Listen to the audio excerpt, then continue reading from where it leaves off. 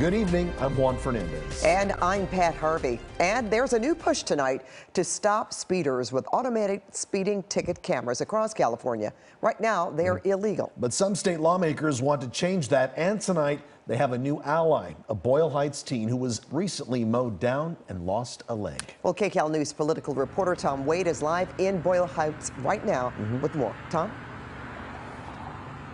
And good evening to you, Pat and Juan. We spoke with that teen tonight. He is so brave, pushing through such an incredibly difficult situation. As we know in Southern California, speeding accidents and hit and runs are off the charts. Now, lawmakers are hoping these cameras will put a dent in those numbers. Whittier Boulevard in Boyle Heights, a notorious zone for speeders. It was here on March 30th. Security video captured this horrific crash. A motorcycle rider slams into a 13-year-old boy. The rider leaves the boy in the road and takes off. The 13-year-old Josh Mora would lose his leg. I'm doing good, and I had my surgery yesterday. We spoke to Joshua from his hospital room with his family's permission not long after he learned the LAPD tracked down and arrested the man who hit him and left. The suspect, Erwin Mahano of Banning. I was in shock, because I know the detectives put a lot of work in finding this guy for me. Detective, he told us that he wouldn't sleep or eat just to find this guy, so I really appreciate that. LAPD detectives on Josh's case are pleading with the public to slow down. And if you hit someone, do the most basic thing, stop. Please have these conversations. It's not just the moral imperative of remaining, it's the law.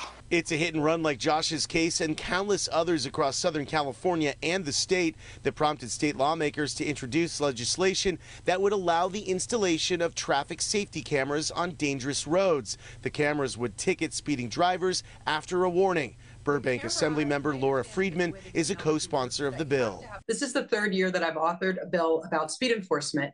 And the reason is because speed is a factor in about 31% of all pedestrian fatalities. And we are seeing a dramatic increase in injuries and deaths to cyclists and pedestrians. New York is one of the first cities in the country to have thousands of cameras operating around the clock. New York City recently rolled out 1,000 of them to try and stem road deaths there. Assemblymember Friedman says the technology is safe and non-intrusive. The way that these cameras work is that they recognize the license plate of vehicles. There's no facial recognition used in this proposal.